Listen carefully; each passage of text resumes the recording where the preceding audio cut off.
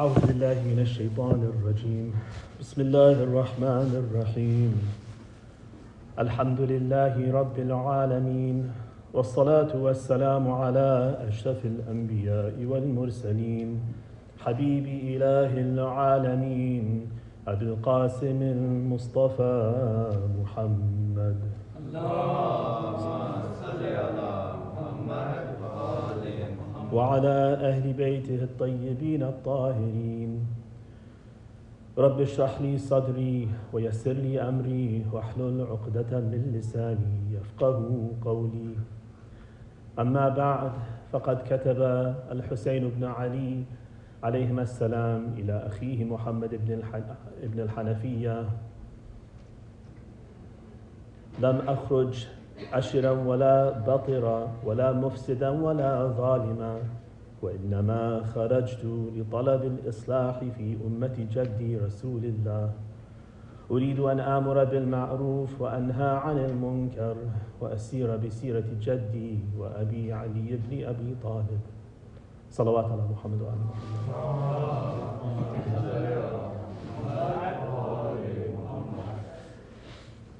Yesterday I began this topic with this important wasiyah that we have from Imam Hussein alayhi salam to his brother Muhammad ibn al-Hanafiya, where he states his mission and what he is setting out to do and what he is not setting out to do.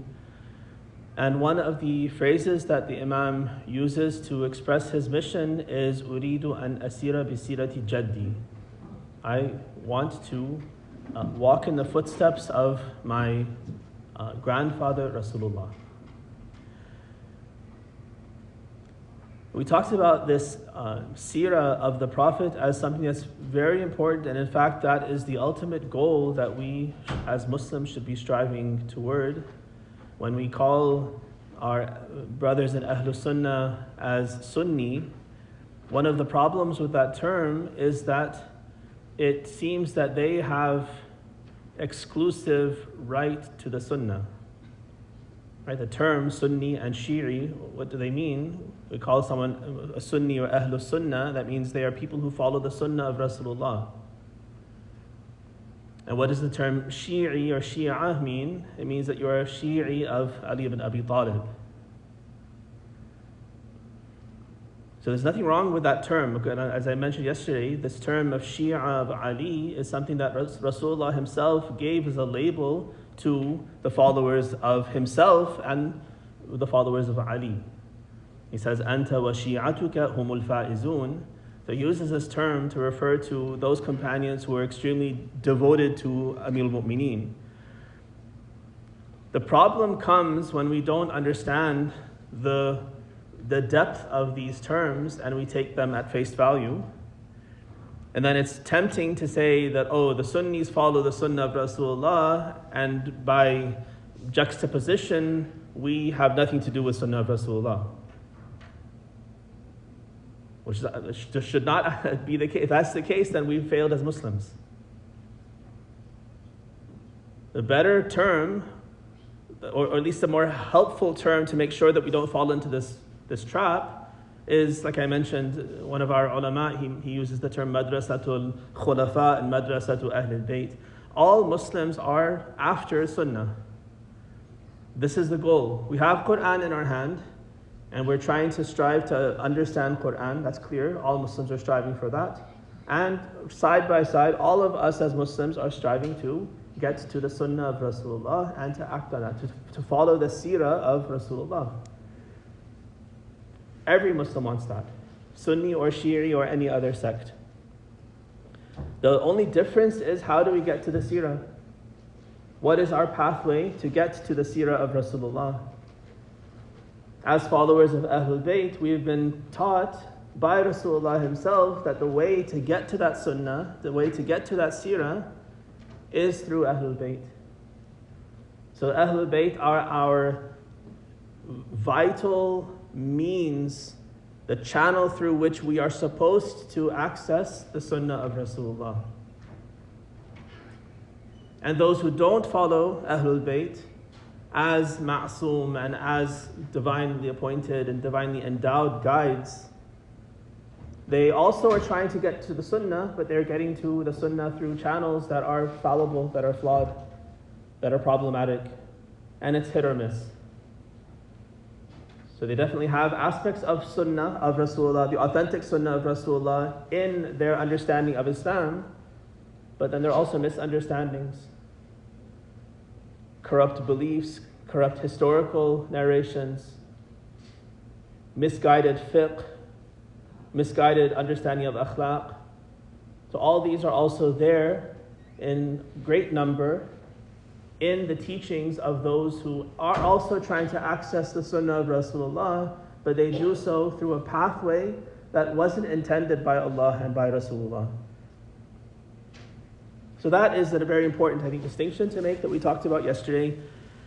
And I also mentioned that in our struggle to know the seerah of Rasulullah, the life of Rasulullah and how he lived, there were some obstacles. One obstacle that I talked about yesterday was historically that there were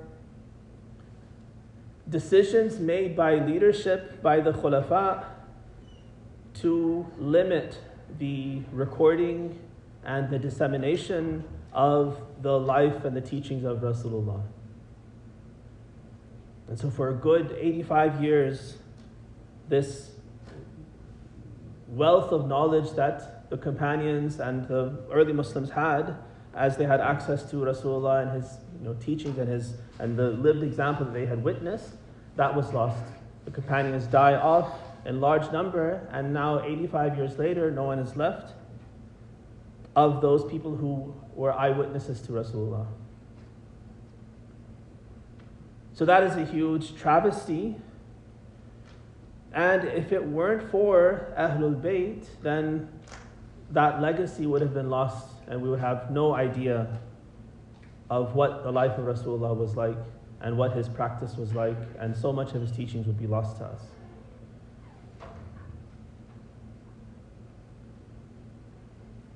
This is a huge blessing that we should recognize as followers of Ahlul Bayt. And notably, the beneficiaries of the teachings of Ahlul Bayt are not only we, the followers of Ahlul Bayt. All Muslims have benefited greatly.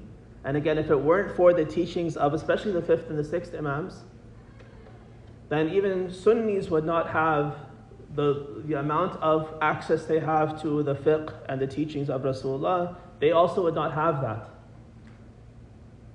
because those links had all been lost. No legacy, no written record was there. And it's only by the wisdom and the grace of the Imams and by the circumstances created by Allah during the lifetime of the 5th and the 6th Imams that people were given access to this knowledge once again. One interesting thing to think about is that if you look at history from a secular perspective, right? The way history works is you have eyewitnesses who are there, who see and who hear, and who then record or pass on that knowledge and say, I heard and I saw. That's how journalism works nowadays. And history is just like journalism, it's just journalism of the past. So a journalist is going to go out there in the field and they're going to ask, who are the eyewitnesses, who saw what happened, who heard what happened, and then once they get the facts, then either they analyze or they find other experts to analyze those facts. But at some point you have to have those eyewitnesses to have good journalism. Otherwise it's speculation. If I didn't hear or see anything, and I've only heard through so many intermediaries about something that happened on the other side of town, and now you come and ask me what happened, if I tell you all the facts as I've heard them and heard other people telling me that they heard someone who said something, who saw something, then this is not news. This is not fact anymore. It's a game of telephone, and who knows how much of the truth of the eyewitness is left in what I am reporting to you, because there's so many intermediaries between the reality and my reporting.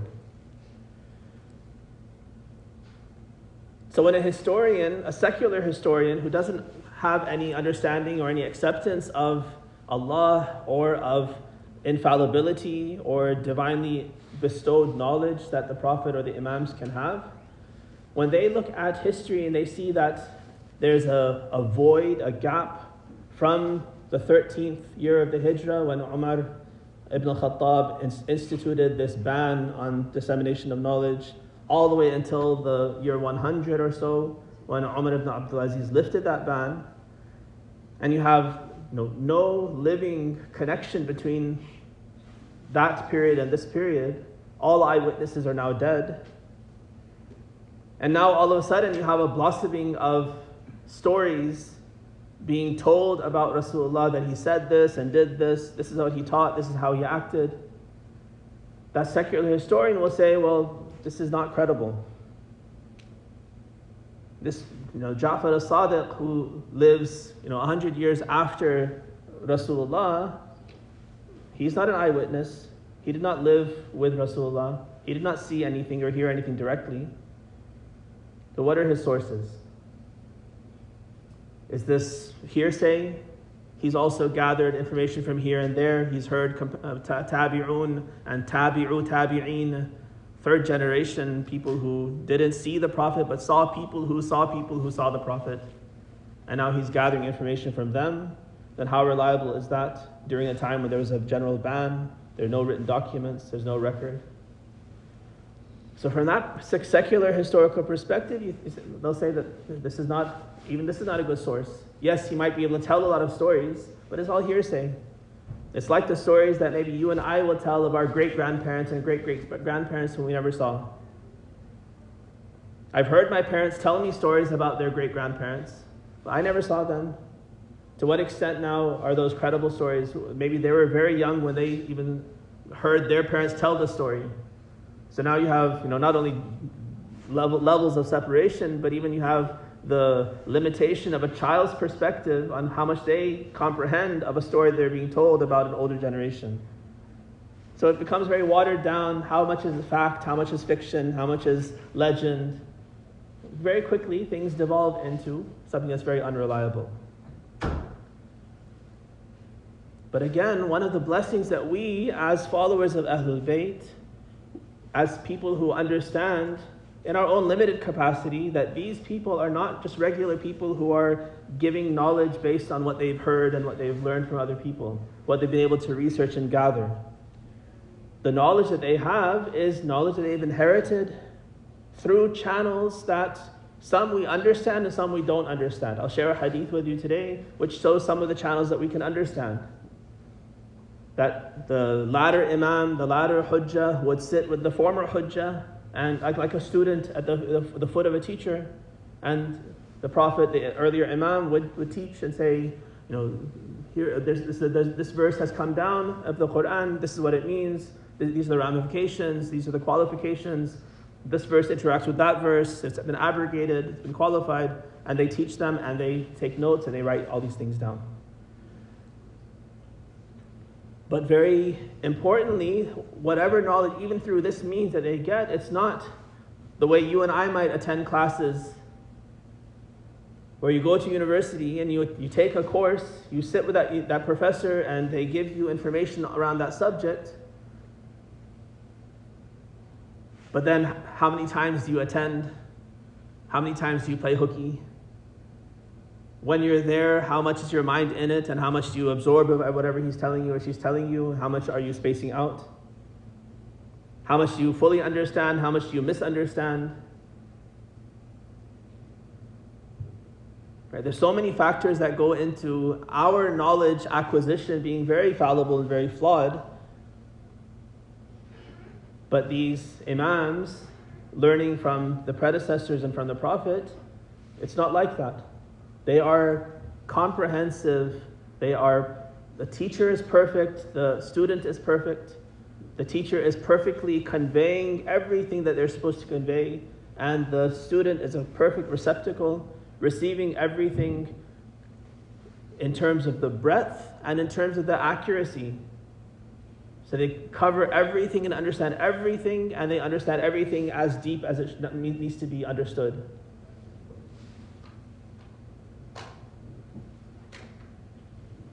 So when we have a blossoming of knowledge of the seerah of Rasulullah in the time of the 5th and the 6th Imam, as Shia, we understand that it doesn't matter whether or not Imam Sadiq saw his great-great-grandfather Rasulullah and could be an eyewitness to what he said and what he did. Everything he says, everything he reports from Rasulullah is truth, is reality. And in fact, you could even say it's more accurate than an eyewitness who was not ma'soom. Because even the eyewitness who heard the exact same sentence from Rasulullah, saw the exact same event with Rasulullah unfolding with his own eyes and ears, if he's fallible, then what he retains, what he sees, what he understands, how he analyzes is all going to be subject to his own capacity for doing those things. If he spaces out, if he's not always present, if he only heard half the sentence and missed the second half, if his level of ability to absorb or to analyze is weak, all those things, all those factors play a role in the weakness of that eyewitness's understanding and ability to be a good conveyor of the seerah of Rasulullah to us. But that Imam, even if he's the 8th Imam, living 200 years after Rasulullah, but his knowledge is complete and comprehensive and accurate. And that is exactly what we're responsible for. This is the itra that Rasulullah left behind, along with the thaql of the Quran. These two thaqalain are what he left behind for us to hold fast to. It's not that we sideline the imams and go to eyewitnesses and make sure that we have an eyewitness who's a fallible witness.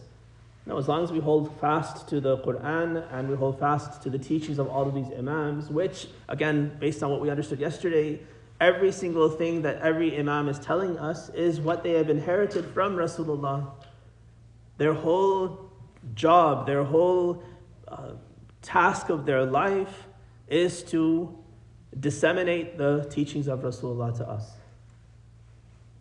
Not to create something new, not to be creative and come up with a new idea that maybe, God forbid, Rasulullah missed or had wrong and now I have a different idea. Not that, but simply to take whatever they've received that has not yet been disseminated, to disseminate it. What has been disseminated and incorrectly understood or applied, to correct that and fix it.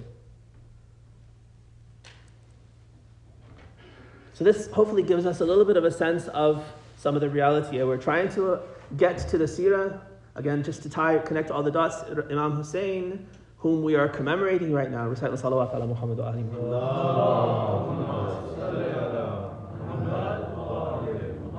Imam Hussein's entire mission, as he is stating it, is to do masir on Siratul Nabi, to walk in the footsteps of Rasulullah. So we need to then, if we're going to be followers of Hussein, if we're going to take anything from his whole mission and benefit from that, then we should also do our best to try to access the seerah of Rasulullah. How do we do that? By understanding the teachings of all the imams, with this understanding that whatever they teach us is coming from Rasulullah. So they are our best, most reliable access points to get to seerah of Rasulullah, is through these imams. There are some obstacles that we talked about yesterday, the historical obstacles that I just recapped today. Today I want to talk about another challenge that we have when we're trying to access the teachings of Rasulullah. This is a hadith that is transmitted to us by Shaykh al-Kulaini in his book Al-Kafi. Recite salawat ala Muhammad wa ali Muhammad.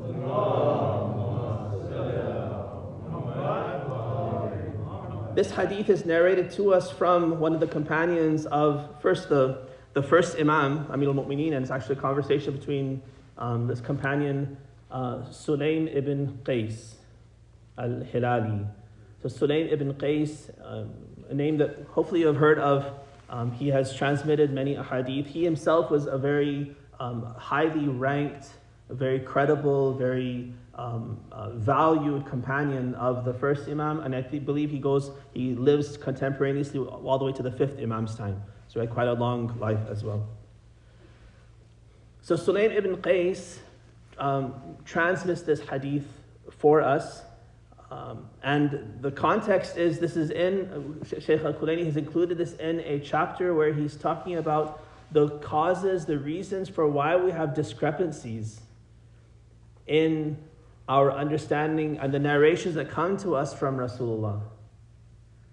So he comes to Amir al-Mu'mineen to ask him about the discrepancies that he's noticing, and then we see Amir al-Mu'mineen's response to him and how he understands and analyzes what are the causes for these discrepancies. Sulaym says, I said to the commander of the faithful Ali, from Salman, Miqdad and Abu Dhar, I have heard some things by way of Quranic commentary and traditions from God's Prophet other than what is in the hands of other people.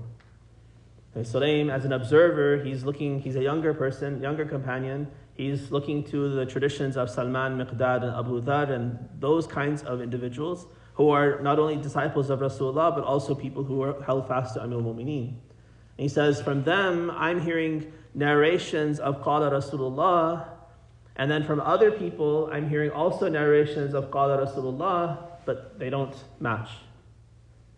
These people are telling me one thing, these other people are telling me something different, and there's a contradiction between what I hear from this camp and that camp. Then he says, I have heard from you a confirmation of what I've heard from them. So now I've come to you, Amir al-Mu'mineen, and what do I hear from you? I hear the same information that I heard from Salman and Miqdad and Abu Dhar and those kinds of individuals. I hear the same from you. That's different again from what I'm hearing from other sources. And I see in the hands of other people many things by way of Quranic commentary and traditions from God's Prophet over which you and these three companions of yours differ with them. And you claim that all that they have is false. Right? So this discrepancy is not, oh, here's one point of view, here's another point of view. They're two equal points of view. No, Imam Ali alayhi salam is saying that what I am transmitting to you from Rasulullah and what my companions are also communicating to you from Rasulullah, this is truth. And those transmissions that are at odds with what I am telling you are false. So Sulaym is simply recognizing, he's recognizing what he has noticed so far as he has observed this dynamic. Is there a reason why the fan is turned off? Can the fan be turned on? You can turn it off. Please. Recite salawat ala Muhammad wa ali.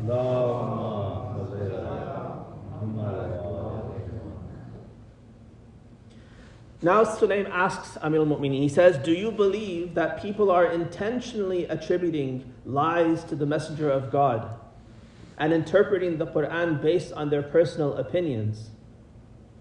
Right? So now he gets to the point. He's made the observation and now he asks, is your conclusion, Ali, that those who are narrating false things from Rasulullah and narrating misunderstandings of Quranic interpretation, that they are intentionally fabricating, intentionally lying? Is that the conclusion I'm supposed to draw from this dynamic? Right? Because think of it, if something happens and I have one perspective, you have one perspective as witnesses to that event, it is possible that I am telling the truth, I'm sincerely saying what I saw, and maybe you have some motive in giving false testimony, false witness. Because if you tell the truth, then maybe you'll be liable. Or maybe your relative will be liable for something, and so you want to fabricate. There's some ulterior motive, and so you want to intentionally tell a lie about what you saw, and that's going to then contradict what I'm saying because I'm telling the truth. But that's not always the case. It could also be that I'm sincerely narrating what I saw, and you're also sincerely narrating what you saw, but one of us saw something wrong. Here, we don't usually call the one who's inaccurately narrating what happened a liar. It's not an intentional lie, but it is wrong, it is mistaken, it is false, because what he's saying is not matching with reality. So Sulaim is trying to get to the bottom of what's the reality here. These people who are narrating false things from Rasulullah, are they intentionally fabricating and lying against Rasulullah? Or is there a more innocent interpretation of what they are doing? That they misunderstood, they didn't understand, they know half-truths. And they're innocent in their propagation of false information. So what's the reality, he asks him. Amir al-Mu'mineen responds, he says, you have asked this question, now you must endeavor to comprehend its answer. In people's hands there are traditions and commentaries that are correct and incorrect. Some are true and others are fabricated. Some abrogate and others have been abrogated. Some are general and others are specific. Some are unequivocal and others are unclear. Some are accurately preserved and others erroneously so.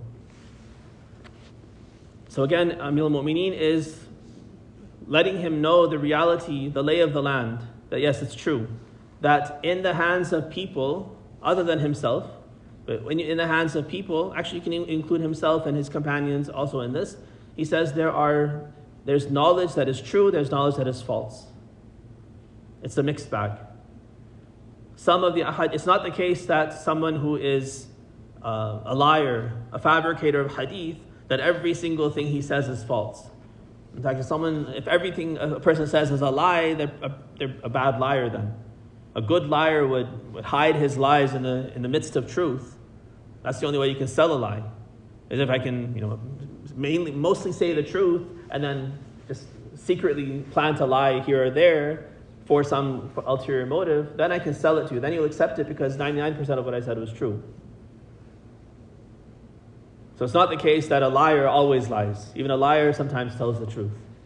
And so you recognize that what they have is a mixed bag. Some things are true, some things are false. And he mentions all these different categories of reasons why that might be the case. We'll get into the details a little bit later. Additionally, he says, lies were attributed to the Messenger of God during his own lifetime to such an extent that he stood and addressed the people saying, O people, those who attribute lies to me are on the rise. Thus let it be known that anyone who intentionally attributes a lie to me should prepare to occupy his tract of hellfire. A famous statement of Rasulullah that those who lie intentionally, fabricate things and attribute them to me, they are bound for hellfire. They should prepare themselves to occupy their place in hellfire. Why would Rasulullah say something like this? He's saying in the hadith that people are lying about me right now. They're already fabricating things about me. It's not just a matter of after his death, then the opportunity is there for people to make up stories. Rasulullah, in his own lifetime, he's already recognizing that people are saying false things, attributing false things to him. And he's stating this warning to try to stop people from doing this.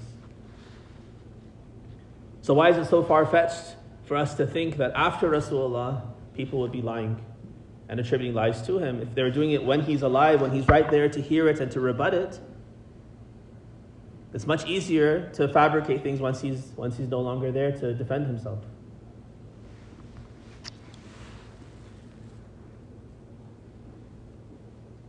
Then the Imam says that all the knowledge that you get from Rasulullah, all the ahadith that you get from Rasulullah, they're narrated to you from 4 categories of people. And he's going to go through one by one and mention the attributes of each of these categories of people. And he emphasized that these are the only 4 categories, there's not a 5th. He says, traditions have come to you through 4 types of people beyond which there is no 5th. The first category. They have come through one who is a hypocrite, munafiq, two-faced. A hypocrite is someone who makes the appearance that he is a believer when in his heart he doesn't believe. There's a sickness in his heart, there's a crookedness in his heart. So there's no faith, or there's a very weak faith, but he puts on a good show. So this is one category of transmitter of ahadith, the hypocrite who makes a display of being faithful and feigns being Muslim. He does not shy away from intentionally attributing lies to the Messenger of God. So that's the problem of the transmitter, that some of those transmitters are hypocrites. So obviously they have no interest in the truth. They are looking out for their own worldly interests, for some power grab, for this or that. And based on that, they will pick and choose those things that Rasulullah said that are helpful for themselves, abandon those things and hide those things that are not helpful.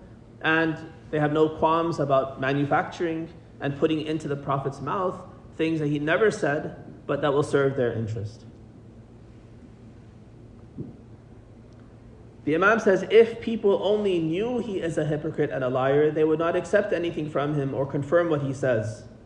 So here the Imam is making an excuse for the receivers of that knowledge, the people in his generation and the next generation whose access point to Rasulullah is the hypocrite. He's saying that these people, if they only knew this person is a liar, they wouldn't accept it from him.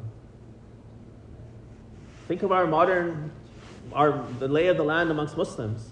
Do you think the person who is a Sunni or a Zaydi or Ismaili or any other sect, that they are intentionally, willingly saying, I know this is a lie about Rasulullah and I'm going to take it anyway, because I want to, corrupt the legacy of Rasulullah? Is that their intention?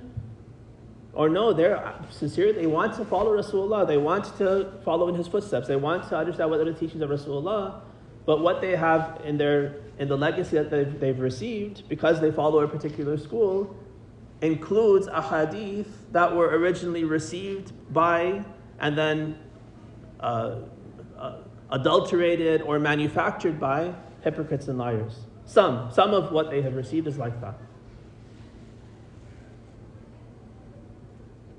So if people only knew he is a hypocrite and a liar, they would not accept anything from him or confirm what he says. However, they say, this man was a companion of the Messenger of God. He saw him and heard things from him. Thus they accept traditions from him unaware of his hypocrisy. Even though God informed the Prophet of them as he did, of the presence of hypocrites, and described them as he did when he, mighty and great, said, when you see them, their physical appearance pleases you. Allah sent down a whole surah, Surah Al-Munafiqun, where he describes munafiqeen. Right, so on one hand, the Imam is creating an excuse for the people who receive this knowledge from liars innocently, but he's also saying you're being naive as well. Why are you accepting whatever you get, whatever you hear, uncritically, not worrying about the source, not worrying about the content, not using your mind to think about anything? When Allah has he failed to warn us about hypocrisy and hypocrites? That we should then ignore the Quran that is telling us about hypocrites and say, no, everyone who is a companion of Rasulullah they're all sincere. Everything they say is true and it's all hujjah on us and we should accept it. That's naivete. Allah is saying that when you see them, their physical appearance pleases you. If they speak, you listen to what they say. Not only were there hypocrites, but the hypocrites were actually very charismatic and interesting and attractive people. That's how Surah Al-Munafiqun describes it. إِذَا رَأَيْتُهُمْ تُعْجِبُكَ أَجْسَامُهُمْ وَإِنْ يَقُولُوا تَسْمَعْ لِقَوْلِهِمْ. They're the kind of people, when they enter a room, everyone looks at them. They look beautiful, they're dressed well, they have beautiful faces. When they speak, they're eloquent, they have booming voices. They're charismatic people. That's what makes them so dangerous. They're rotten inside, but they have a very smooth exterior that is attractive to people. So Allah warned people that there are hypocrites amongst the companions of Rasulullah. So to have that attitude that everything the companions say is true, all the companions are true, this is a kind of blindness that you're inducing in yourself. Why do you have such a positive attitude towards everyone? Allah Himself is testifying that these hypocrites exist. And such hypocrites lived on after him through lies and preposterous falsehoods. They sought the favor of those who wished to lead people astray and to call them to the fire. So now these hypocrites in the coming generations, they are the ones who embolden and provide the fodder and the material for the khulafa and the rulers who wanted to do, they wanted not to preserve the legacy of Rasulullah, they wanted to rule. And do we think that Muawiyah and Yazid and their successors, the Banu Marwan who succeeded after Yazid dies, that they had some sincere motive that they want to truly be successors of Rasulullah and revitalize Islam? No, they wanted to co-opt Islam to serve their own worldly desires of attaining power, taking revenge on Banu Hashim, ruling over as much as they can, building their own wealth. And Islam was a great tool for them to co-opt and use for their purposes. Why would they hesitate if they can find a person who's narrating lies from Rasulullah, who's even willing to manufacture lies and say that Rasulullah said something when he never did, which serves their purpose? Of course they're going to take that person into their employ. They're going to patronize that person. They're going to pay them. They're going to encourage them to become the greatest teachers, the qadi and the mufti, and put them in high positions because they are teaching the brand of Islam, the kind of Islam that's so adulterated, so corrupt, that it serves their purposes and does not reflect the actual teachings of Rasulullah at all. But it's close enough, it still has enough of a flavor that people can be fooled and say that, mashallah, this person really knows his Islam. We should follow him. He quotes the Prophet so fluently, his knowledge is greater than mine, of course he must know better than me. And in their blindness, people follow. As a result, those leaders appointed them to posts and helped them to mount people's backs, and through these hypocrites they devoured the material world. The hypocrites sought the favor of and were loyal to such leaders because people's loyalties are with kings and material wealth, except for those whom God has protected. This is the first of the four categories that he mentions. The second category. Again, Imam Ali is talking about the source, who are those transmitters? Who are the people who received the teachings of Rasulullah and are now the intermediaries between new Muslims and Rasulullah as we're trying to find the seerah? One category are these hypocrites and liars that he just described. A second category. And these teachings have come to you through a second type who heard something from the Messenger of God that he did not remember as it was spoken, and hence he mistook it. But he did not intend to lie. It is now in his hand, he speaks of it, he acts on it, and he transmits it saying, I heard this from the Messenger of God, but it's problematic. So think of, again, that example of you and I sitting in our college classes, and I come in 10 minutes late, the professor's in the middle of a thought, I only hear the tail end of it, and I don't feel like I fully grasp what he's talking about. But I make sense of it. Somehow my mind connects the dots and I come away with something that this must be what he said. But is it really an accurate reflection of what he said and what he intended? Or it's just I've had to use my imagination to fill in the blanks, fill in the dots, and come up with something that's sensible, but I only know half of what he said. So you have companions who are also like this. They come in late to the majlis, they come in late to the khutbah, and they only hear part of what the Prophet said. That's accurate. They had good intention. They wanted to learn, but they didn't understand everything. They didn't get the whole story. But now they say, Qala Rasulullah, and they narrate this as a whole truth, when at most it's a half-truth. And our mind plays tricks on us. If you say something, I don't fully understand it, but I kind of make sense of it, now I'm going to go forward and say, oh, so-and-so said this. When only 80% of what I'm saying you said. The other 20% is my interpretation of what I think you said, what I remember you having said, what I've kind of imposed on what you said. That happens to me all the time. After the lecture, someone comes, I hear from someone that, oh, Maulana, you said such and such. And it has nothing to do with anything I said. But they've drawn some conclusion and then communicate that to a family member or to a friend, and then 2 months later someone comes to me and says, oh, you said such and such preposterous thing, a wrong thing. And I'll say, no, that's not what I said. Here's the recording. Here's what I actually said. But it's been interpolated by the telephone, right? The telephone game. If only the Muslims knew that he made a mistake, they would not accept it from him. In fact, if he himself knew that he made a mistake, he would reject it. So this person is not insincere, he's not lying, he's not fabricating, he's not a hypocrite. He's a sincere person, but the information he got was a half-truth. It was half-baked. But he narrates it as though it's a full idea. That's a problem for us. Now, as a receiver of that tradition, what do? We're getting incorrect information. Whether it was intentional and malicious, like the first person, or innocent and, maybe through some ignorance and some foolishness by like the second person. But the end result is that I have an inaccurate understanding of the seerah of Rasulullah. The third category. These teachings of Rasulullah have come to you through a third type who heard the Messenger of God command something, after which he forbade it unbeknownst to him. Or he heard him forbid something, after which he commanded it unbeknownst to him. So this person heard the thing correctly. He had good intention. He was trying to learn.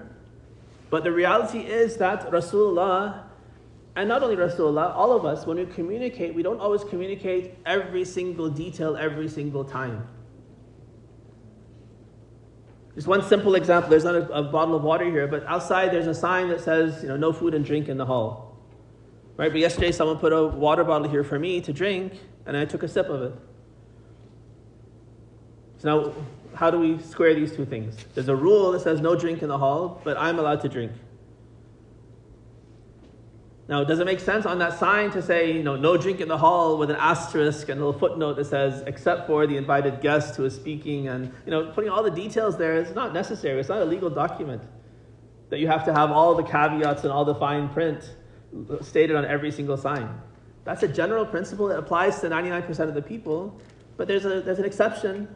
The principle is you don't want to mess in the hall. Presumably, the speaker is not going to throw this water all over or spill it like a clumsy child.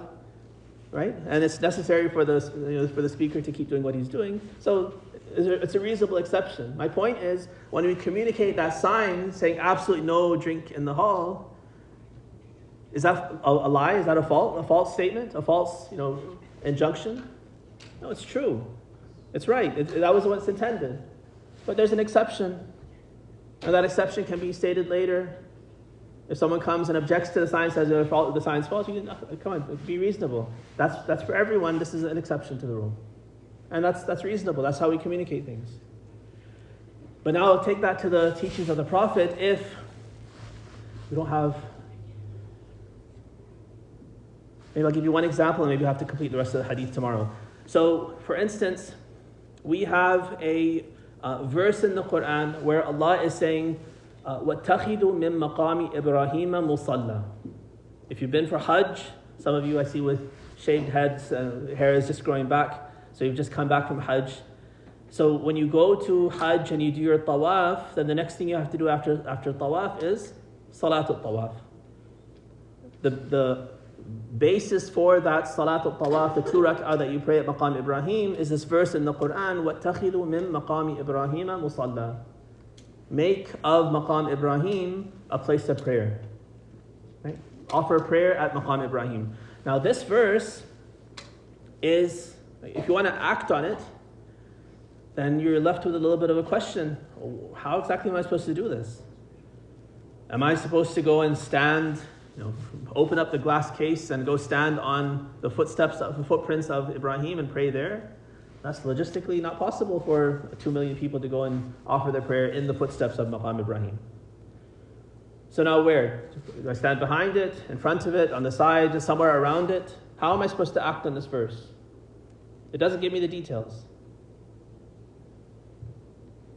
Right, so this verse is what we call mutlaq. In the language of our usul scholars, they'll say it's mutlaq, meaning it's a general statement, and definitely we need more information. We need qualifiers to tell us exactly what we're supposed to do. Are we supposed to go behind it, in front of it, beside it, or where? But it's not there in the verse. So luckily, we have companions who came to the Imams afterwards. One came to the 8th Imam, Imam Ali ibn Musa al-Rida alayhi salam.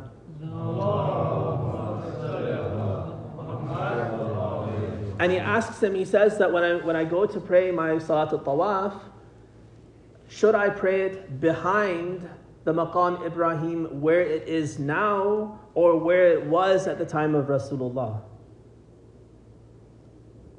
Now that might raise a question for you. What is he talking about? Where it is now in Imam Rida's time or where it was at the time of Rasulullah? So what we know is that Maqam Ibrahim, now it's at a distance, right? From the door of the Kaaba, right? It's a little bit distant from the Kaaba. There's some space between the Kaaba and Maqam Ibrahim. It wasn't always like this. In Rasulullah's time, actually, this Maqam Ibrahim was right against the Kaaba. Not where the door is, but a little bit towards the Rukn Iraqi. The next Rukn after Rukn al-Hajar, it was towards there. It was against, right, it's kind of stuck to the wall. Then the Khulafa after him, after the Prophet passed away, they moved it. They said, oh, it's too crowded. So they moved it to where it is now. And we have a hadith of Amir al-Mu'mineen that's narrated in Al-Kafi, where he lists something like 25, maybe 30 things that he wishes he could switch back to the way they were at the time of Rasulullah. But he says he can't. And in the list, he lists this. He says, I wish that I had the support from the people to be able to move Maqam Ibrahim back from where it is in his time to where it was at the time of Rasulullah. But he says people won't follow me. If I do it, there'll be a mutiny. All right, so that's the historical reality. Now it is where it is. We can't move it back. So we have a duty to pray behind it where it is, and that's what Imam Rida tells us as well. So the person asks, should I pray behind Maqam Ibrahim where it is now or where it was at the time of Rasulullah? The Imam says where it is now. All right, that's the answer to his question. What's the implied meaning that we can get to understand the verse? The Imam does what's called taqreer. Taqreer is silent approval, silent approbation. There's one time when the Imam says something, that's truth, or he does something, that's truth. There's another time when someone else says or does something in his presence and he remains silent. He doesn't correct him. Now, when this person asks the question, should I pray behind it where it is now or it was before? If being behind Maqam Ibrahim was not right, then the Imam should have corrected him. He should have said, don't worry about behind, anywhere around the Maqam Ibrahim is good enough. No, but the person he said behind, and the Imam didn't say anything to correct him. That tells us that being behind Maqam Ibrahim, facing it, away from the Kaaba, that's important. That's the place where you're supposed to offer the Salat al-Tawaf. And another hadith of the 6th Imam, a person asked a similar question, and the Imam says that when you offer your Salat al-Tawaf, make sure that Maqam Ibrahim is in front of you. So my point is that the verse is ambiguous. The verse is general, kind of like that sign saying no drink in the hall. But it doesn't give you all the details. It doesn't have the asterisk with all the fine print. That is left to the Prophet and the Imams to give us the details as the need arises, as people ask the question, as they see it's appropriate. Then they help people to implement that verse and act on the verse in the correct way by doing what Allah intended, even though it wasn't explicitly stated in the verse. So now imagine these are two hadith. In this case, it's a verse and hadith. But imagine we have two hadith from Rasulullah, one saying you have to pray at Maqam Ibrahim, and someone hears that, and that's all they hear. They don't hear the rest of the story. And now they go for Hajj, and for Salat al-Tawaf, they say I have to pray at Maqam Ibrahim. They go and pray in front of it or on the side of it, somewhere close by, but not necessarily behind it. And someone said, no, you can't do that. He says, why not? I heard Rasulullah say that you have to pray at Maqam Ibrahim. I did it. I prayed on the side of it, next to it. But his problem is, not that he's insincere, he's lying, he's fabricating something. He heard the right thing from Rasulullah, but he only heard part of the story.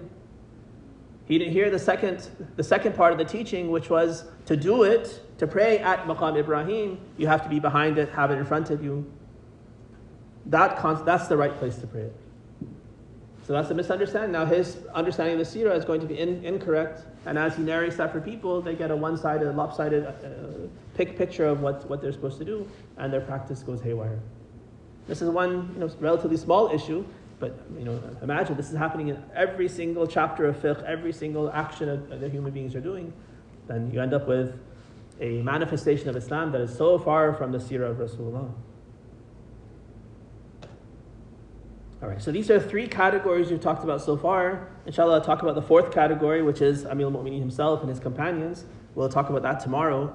But this gives us a sense of some of the real challenges that Muslims have faced in trying to access the seerah of Rasulullah.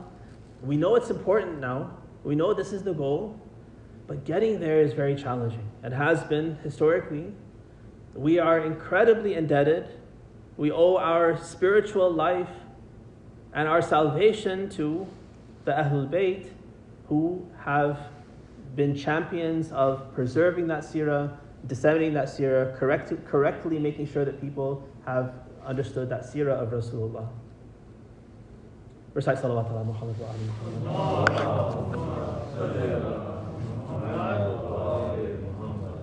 As Imam Hussein alayhi salam is departing Medina, he consults with his close family and companions to understand what their perspective is on what he should do next. He goes to his brother Muhammad ibn Hanafiya, and he presents the dilemma to him that I've been demanded to give bay'ah, I've been threatened with death if I do not. What do you suggest that I do?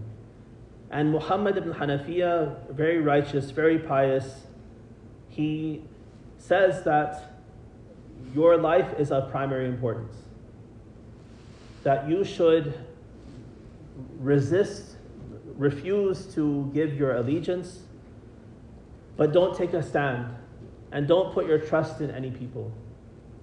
Leave Medina and disappear in the land. Travel around incognito and keep your feelers out to see what is the opinion of people. And test them and see if they're ready to support you. If they are, great. Then you can rise up with the support of people. And if they don't, then it's their loss. But your life is of primary importance, and that should be preserved. Imam Hussein accepts his counsel very sincerely and says that this is, I know it's heartfelt advice that you're giving me, but he says that really my life is not of that importance that you are saying. There's something even of more importance, which is the integrity of the deen of my grandfather. That is what is of primary importance. And he says that even if there were no place for me to hide, I would still not give my allegiance to Yazid. He goes at one point to the house of Salama. Now Salama has been like a mother to them. In fact, they call her Ya Ummah. She married Rasulullah in the 3rd or 4th year of the Hijrah after Uhud, after her husband Abu Salama died. And now it's some 50-some years later that she has been a matriarch of the Ahlul Bayt. She has heard repeatedly from Rasulullah the story of Karbala. And she realizes that now the events that are before them, she can see that this is leading towards that fate and that story that Rasulullah has told her so many times. And she begs Imam Hussein to do something to avoid that fate. That she can't bear to see him suffer the way Rasulullah has told her that he will. He tells her that this is something that Allah has decreed, that I should be killed, that I should be laid in the sand, that I should be covered in my own blood, and that Allah wants me, He wants to see me and my family and my companions killed in this way. This is not something that I can stop. But he says that I understand your sympathy for me. I understand that you as a mother to me, it's hard for you to sit by and have nothing that you can do to stop this fate from unfolding. He gives her a vial, we're told, of some sand from Karbala. And he tells her that this sand, when you watch it day by day, and when you see that the sand has turned to blood, then that will be your indication that my shahada has reached. I have finally achieved this destiny that is destined for me. This probably began one of the most difficult parts of Salama's life. She had endured with the Prophet all the hardships that the wives of the Prophet had to endure. She had lived through the Khilafah of Amir al-Mu'mineen and Imam Hassan and watched the treachery of people against them. But now, for the next 3 months or so, she was helplessly left at home in Medina with nothing but this vial of sand to look at, unable to help her son Hussein, unable to come to his aid, unable to support him. But her heart was with him, her prayers were with him. And on the 10th of Muharram, she saw that the vial had turned to blood, and she knew that her son Hussein had been killed. Assalamu alayka ya Aba Abdullah wa ala al-arwah allati hallat bifina'ik. عليك مني سلام الله أبدا ما بقيت وبقي الليل والنهار ولا جعله الله آخر العهد مني لزيارتكم السلام على الحسين وعلى علي بن الحسين وعلى أولاد الحسين وعلى أصحاب الحسين. Allah, we ask you to shower your mercy and blessings on Muhammad and the family of Muhammad. Help us, Allah, to learn and to understand the seerah of Rasulullah, to be amongst those who follow in the footsteps of Rasulullah. Help us to cling to the legacy of Rasulullah through his Ahlul Bayt, and help us during these days to mourn Imam Hussein in a way that's suitable, that brings us closer to him and closer to Rasulullah, and ultimately closer to you. Wa akhir da'wana alhamdulillahi rabbil alameen. Ma'atam al-Hussein.